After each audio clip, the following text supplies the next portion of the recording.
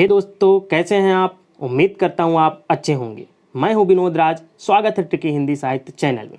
दोस्तों, आज हम कक्षा 11 जो एमपी बोर्ड द्वारा संचालित इस समय सीबीएसई पाठ्यक्रम है, जो भूगोल जियोग्राफी का पहला चैप्टर जो है भूगोल एक विषय के रूप में, हम उसको आज पढ़ने वाले हैं। हम इसको पूरा बुक तो नहीं पढ़ाएंगे, अब इसमें जो महत्वपूर्ण तथ्य हैं उनको हम पढ़ाने वाले हैं। इससे हम खोज करके बुक से लाए हैं और उनको हम बताएंगे। तो दोस्तों, आज हम पढ़ेंगे कक्षा 11 का सीबीएसई पाठ्यक्रम भूगोल, जो एमपी बोर्ड द्वारा संचालित पाठ्यक्रम है, जिसमें का पहला चैप्टर है भूगोल एक विषय के रूप में। उससे पहले यदि आप मेरे चैनल को सब्सक्राइब ना किए हों तो सब्सक्राइब कर दें, बेल आइकन प्रेस कर दें जिससे नोटिफिकेशन मिलता रहे। लाइक करें, कमेंट्स करें और ज़्यादा से ज़्यादा इस वीडियो को अपने दोस्तों तक शेयर करें। तो चलिए देखते हैं सीबीएसई 2011, जो कि 2019 में एमपी बोर्ड में भी सीबीएसई पाठ्यक्रम लागू कर दिया गया है। विषय भूगोल है और पाठ का पहला चैप्टर है भूगोल एक विषय के रूप में।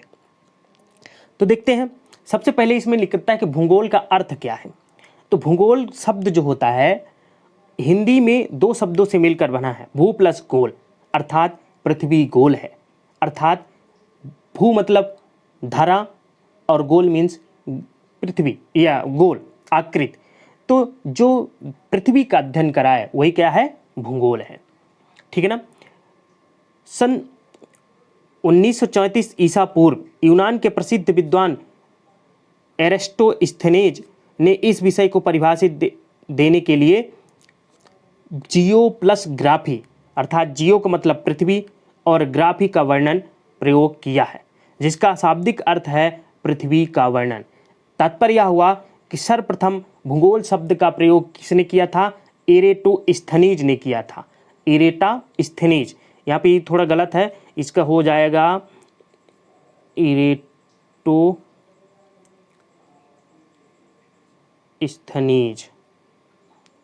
ओके, आप ये देख लीजिएगा, एरेटोस्थेनीज फिर से देख लीजिए।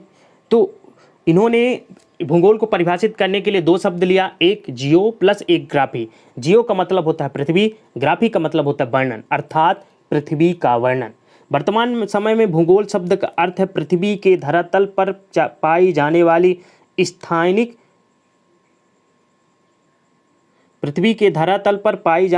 स्थानिक तथा सामयिक विभिन्नताओं के अध्ययन को भूगोल कहते हैं।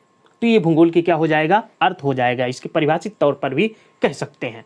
तो भूगोल का अर्थ क्या हो गया, धरातल पर पाई जाने वाली स्थानिक एवं सामयिक विभिन्नताओं के अध्ययन को भूगोल कहते हैं। भूगोल के अध्ययन की दो उपागम है, पहला है क्रमबद्ध, दूसरा होता है प्रादेशिक। तो हम देखेंगे आगे चल के इसके उपागम को हम पढ़ेंगे, लेकिन दो उपागम होते हैं, कौन कौन से, क्रमबद्ध और प्रादेशिक। अब अगला जो होता है भूगोल का महत्व। भूगोल का महत्व इस बात पर भी निर्भर करता है कि भूगोल हम क्यों पढ़ते हैं। सबसे ही पहले प्रश्न उठता है कि भूगोल हमें क्यों पढ़ना चाहिए, क्यों पढ़ते हैं। तो भूगोल का महत्व, इसी भूगोल के महत्व से ही उस बात का अर्थ निकल जाएगा। तो देखते हैं, भूगोल विविधता समझने, समय एवं स्थान के तो ये समय एवं स्थान के संदर्भ में ऐसी विभिन्नताओं को उत्पन्न करने वाले कारकों की खोज करने की क्षमता प्रदान करता है। तो भूगोल से हम सबसे पहले क्या समझते हैं कि समय और स्थान के संदर्भ में विभिन्नताओं को उत्पन्न करने वाले कारकों की खोज करने की क्षमता। तात्पर्य हो, जैसे देखिए, भारत में समय की स्थिति कुछ और है।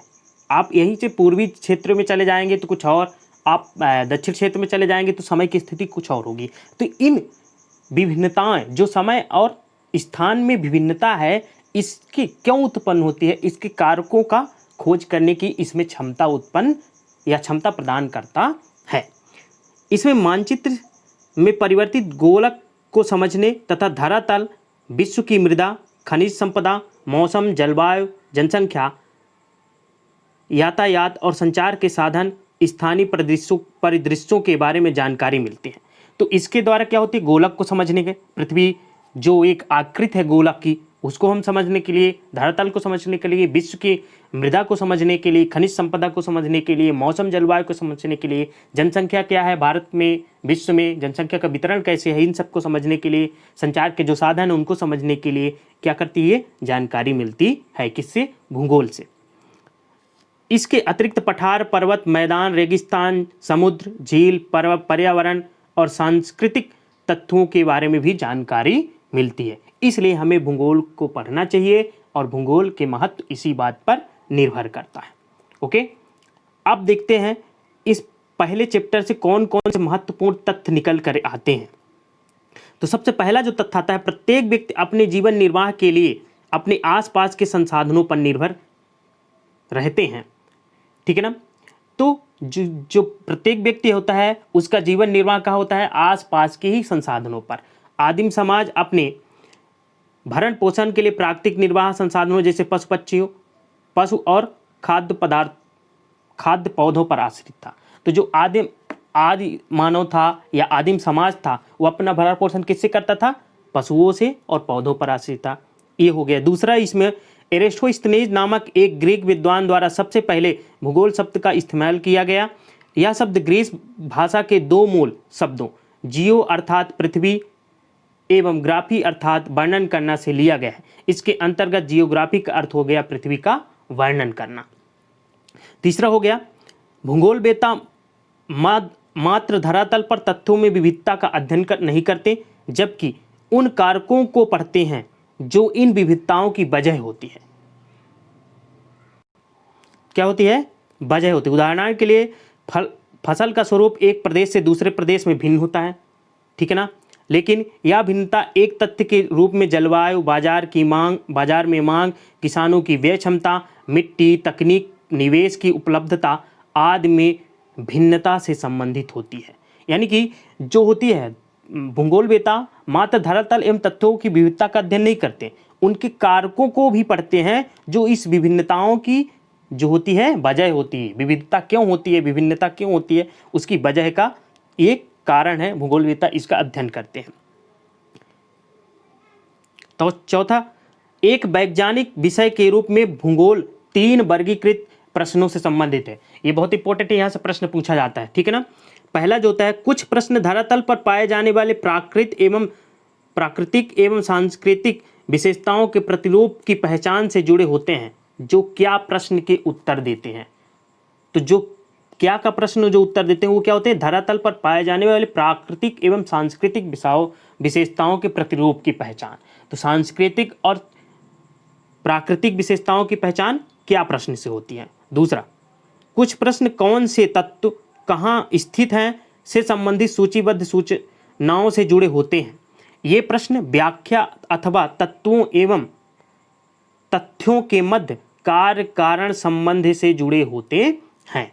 तो जो कार्य कारण संबंध से जुड़े होते हैं, भूगोल का यह पक्ष क्यों प्रश्न से जुड़ा हुआ होता है। क्यों प्रश्न से, यहाँ से वस्तुनिष्ठ भी बना है।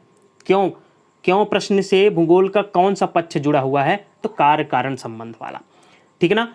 कुछ प्रश्न पृथ्वी पर भौतिक तथा सांस्कृतिक तत्वों के वितरण से संबंधित होते हैं, जो कहाँ प्रश्न से संबंधित होते हैं। तो एक हो गया क्या से, एक हो गया क्यों से, और एक कहाँ से।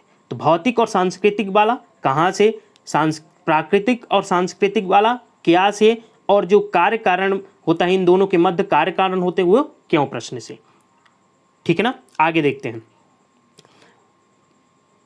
पांचवा जो इसका है, भूगोल की सभी शाखाएं आर्थिक भूगोल, जनसंख्या भूगोल, अधिवास भूगोल, सामाजिक भूगोल, राजनीतिक भूगोल आदि विषयों से घनिष्ठता से जुड़ी हैं, क्योंकि इनमें सभी स्थानिक विशेषताएं जुड़ी हुई है। तो भूगोल की कौन कौन सी शाखाएं हैं, आर्थिक भूगोल, जनसंख्या भूगोल, अधिवास भूगोल, जीव भूगोल, राजनीतिक भूगोल आदि, ठीक है ना।